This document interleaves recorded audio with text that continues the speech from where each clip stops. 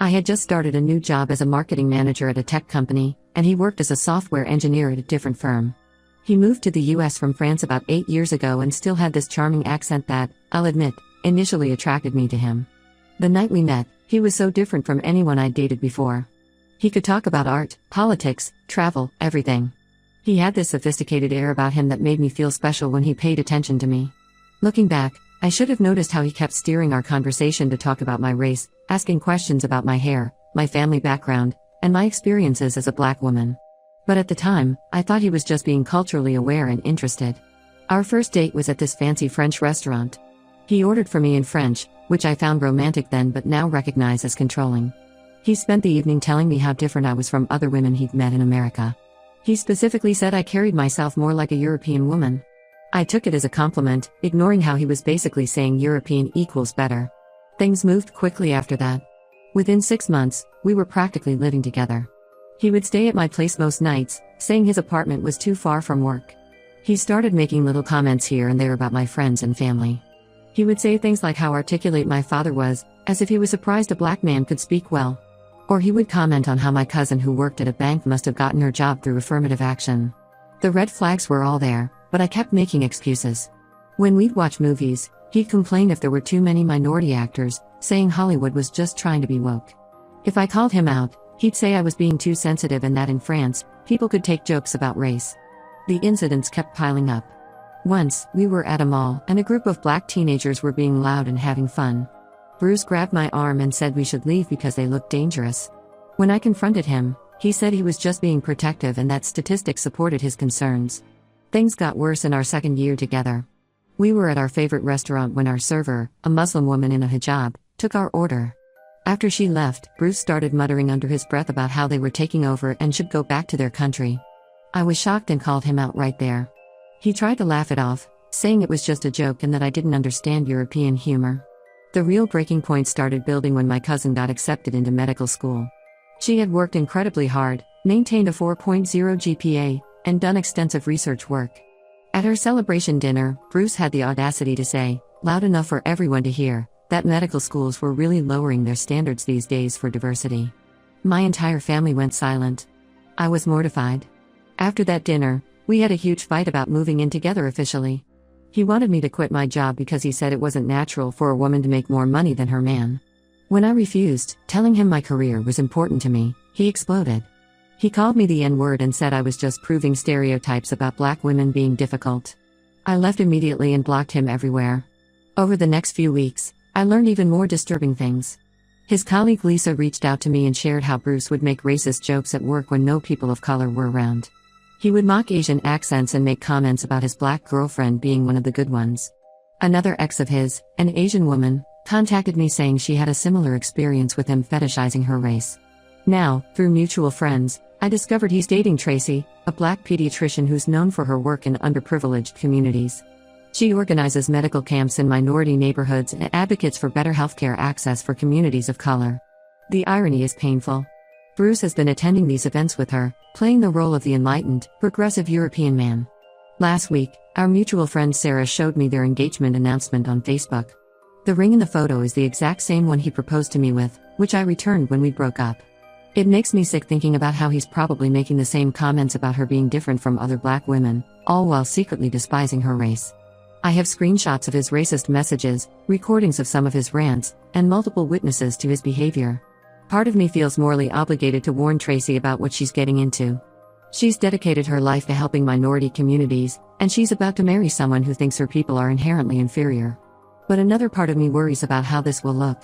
Will I just come across as the bitter ex trying to ruin his new relationship? Tracy and Bruce have been together for 6 months, and he's obviously playing his role perfectly. He's attending her events, supporting her causes, and probably saying all the right things. It took almost 2 years before he showed his true colors with me.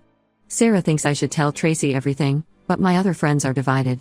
Some say I should mind my own business, while others believe Tracy has a right to know before she legally binds herself to a racist. I keep thinking about how I wish someone had warned me about him sooner. Edit. Thank you for all the responses. Many are asking why I stayed with him for 3 years despite the red flags. I know it sounds stupid now, but he was extremely good at explaining away his behavior and making me feel like I was being oversensitive. It's embarrassing to admit how long I let him gaslight me about his racism. Update 1. After reading all your comments and thinking it through, I decided I had to warn Tracy. I created a new email account and spent hours composing the perfect email. I included screenshots of Bruce's racist messages, photos from incidents at work, and a detailed timeline of my experience with him. I made sure to include specific dates, locations, and witnesses to show this wasn't just a made-up story from a bitter ex. I sent the email late at night and spent the next 2 days anxiously checking for a response. When Tracy finally replied, her response hit me like a truck. She was furious. Her email was long and defensive, filled with accusations and anger. Bruce, being the manipulator he is, had apparently prepared for this. According to Tracy, Bruce had already told her all about his crazy, obsessive ex who couldn't accept that he had moved on. He painted me as someone who had been stalking him and trying to ruin his relationships since our breakup. He'd even shown her edited versions of our old text conversations to support his story. Tracy said he was completely open about our relationship and how it ended because I couldn't handle his honesty about racial issues. She wrote that Bruce had grown tremendously since dating me.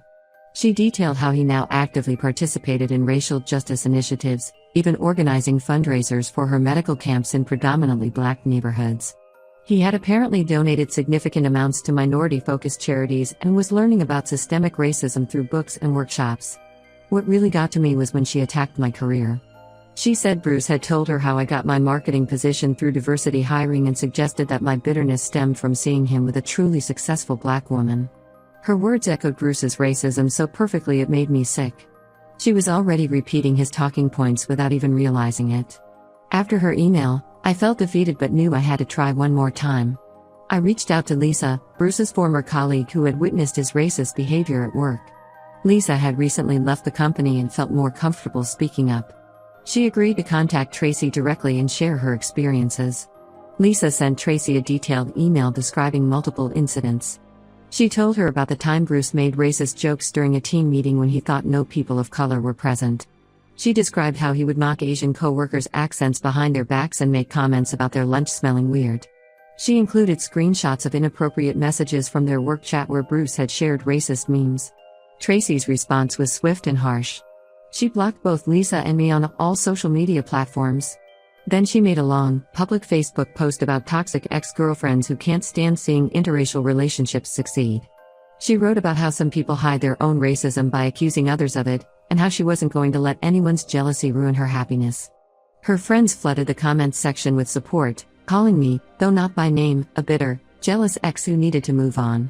Some even suggested I needed mental help for being so obsessed with my ex's new relationship. The irony of them accusing me of racism while defending an actual racist was painful. Yesterday, Sarah told me that Bruce and Tracy have suddenly decided to move up their wedding date. Instead of getting married next year as originally planned, they're now rushing to have the ceremony in 3 months.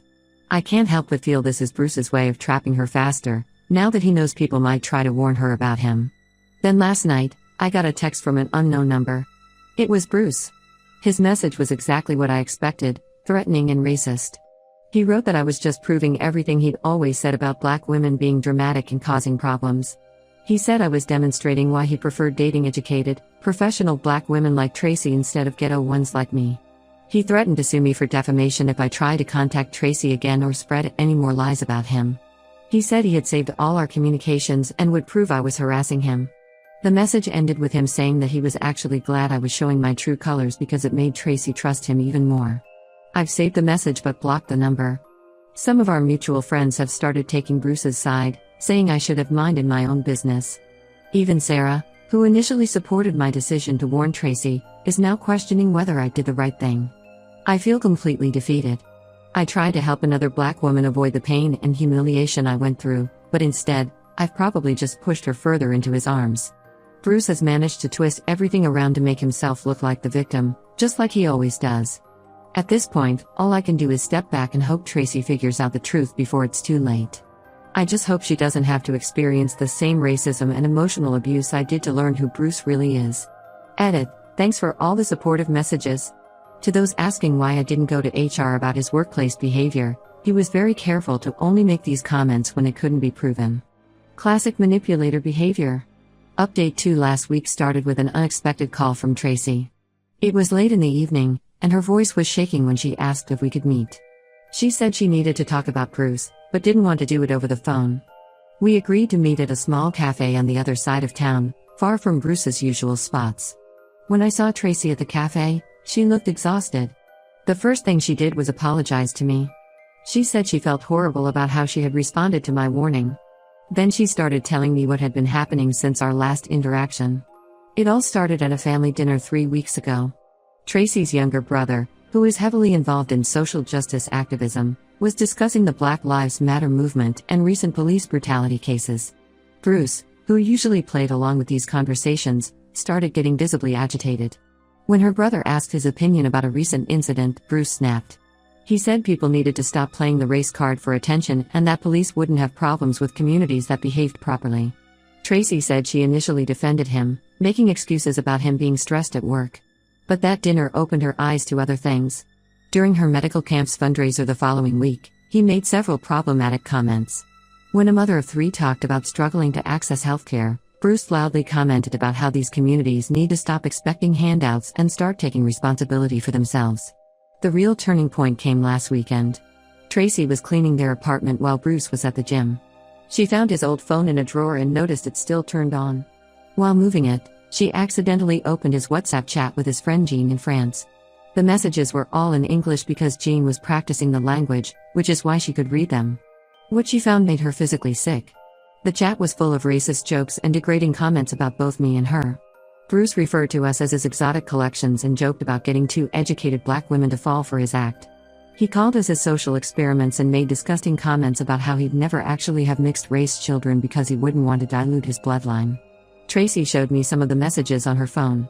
There was one where he bragged about how he was using my failed warning to strengthen his position with her. He called both of us stupid for falling for his progressive act. Another message talked about how dating successful black women made him look good at work and helped him deflect accusations of racism.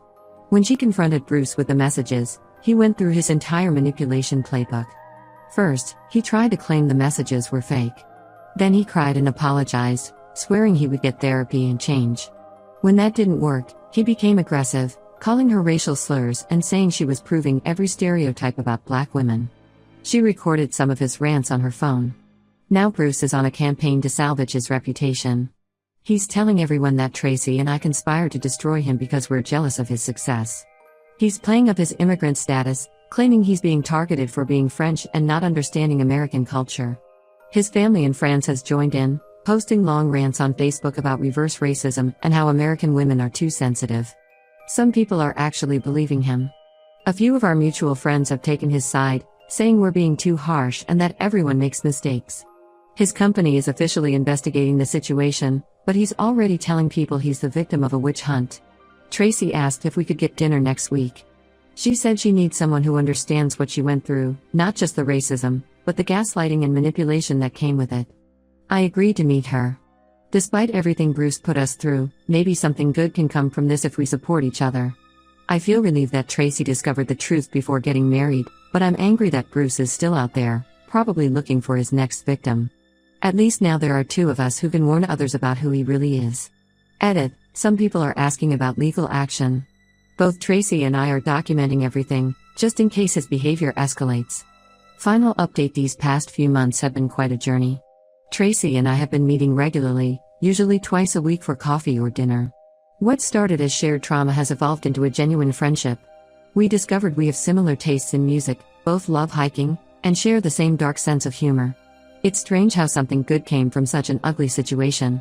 Last month, one of Tracy's colleagues at the hospital mentioned that Bruce had started dating their new cardiology resident, an Asian American doctor named Michelle. When Tracy heard about this, she didn't hesitate. She immediately went to Michelle with our evidence, the recordings of Bruce's racist rants, screenshots of his messages with Jean, and our documented experiences. This time, the warning worked. Michelle ended things with Bruce the same day. Bruce completely lost control after that. He posted a long, racist rant on Facebook about how minority women in America were conspiring against European men. He used several slurs and went on about racial superiority. His mask finally slipped completely. The post circulated quickly in our social circles before he could delete it. His company's HR department saw the post. They suspended him immediately pending an investigation. After his suspension, more people started coming forward. Lisa wasn't the only one who had witnessed his racist behavior at work. Several colleagues shared stories about his inappropriate comments and jokes. 2 other women of color he had briefly dated also reached out to share similar experiences. His family in France is still defending him. His sister posted a long rant about how American cancel culture is causing him mental health issues. His mother keeps sending aggressive messages to Tracy and me, blaming us for ruining her son's life. We've blocked them all. Most of our mutual friends have finally seen Bruce for who he really is. Sarah organized a group of friends to help us document all the evidence of his behavior. She created a detailed timeline of incidents that showed his pattern of targeting and fetishizing women of color.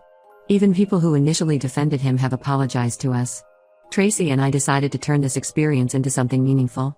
We started a small support group for women who've dealt with racial fetishization in relationships. We meet monthly at a local community center, and the group has grown to 15 regular members. It's been eye-opening to see how common this issue is. As for Bruce, we heard he's planning to move back to France. His company finished their investigation and terminated him. He couldn't find another job locally after his racist rant went viral in the tech community. Tracy returned his ring last week, the same one he'd used to propose to both of us. We're planning to sell it and donate the money to the medical camp where Tracy works. Looking back, I'm glad I decided to warn Tracy, even though it initially backfired. She told me that even when she was angrily responding to my email, a small part of her started paying more attention to Bruce's behavior. She said my warning planted a seed of awareness that helped her recognize the red flags when they started appearing. Next month, Tracy and I are going on a hiking trip together. It's nice to have something positive come out of this mess.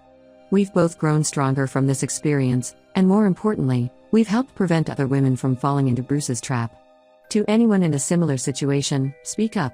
You might not be believed at first, but telling the truth is always worth it in the end. Edit. Thanks for all the awards and support. For those asking, yes, we got security cameras installed, just in case.